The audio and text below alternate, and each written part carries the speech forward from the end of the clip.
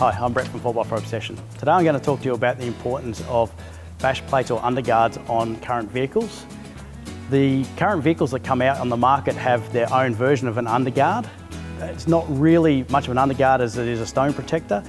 This is an example of what a standard one would look like in its thickness. Now, it's pretty flimsy. It tends not to hold up to what we actually use the vehicles for these days. And consequently, I have here, this is a front diff out of a 2013 Isuzu D-Max.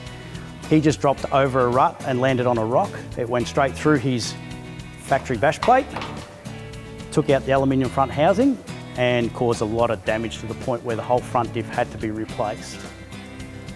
To avoid this happening on all these current vehicles, we recommend changing up to a decent quality aftermarket bash plate. As you can see, they're constructed a lot heavier. A lot of the quality ones are out of around about 3mm. They're all folded.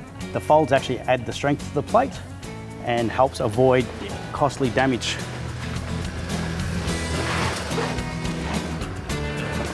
The underguards may seem to be a low priority for a lot of people and a costly one because they're not a cheap one to get if you're using a decent quality one.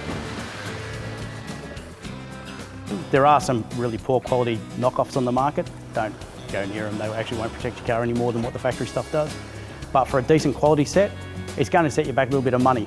But it is a lot cheaper than this, and it also doesn't destroy your day out in the bush really easily. A lot of the front diff housings on these new vehicles also are an aluminium or a cast aluminium. They're no longer steel. It's all done for cost effectiveness and lightweight. So they don't have the strength of the old vehicles where they did have the form steel front diffs. Again, that is why it's important to have decent protection. Especially for the guys that are used to driving a lot of the older four-wheel drives that never really had this problem. You may put a dent in the front diff housing rather than break it. It's no longer the case. If you've stepped to a newer vehicle, especially in the newer dual cabs, this is a real issue for you. As I said, it's cheap insurance just to avoid costly damage and also ruin your weekend away or your trip away.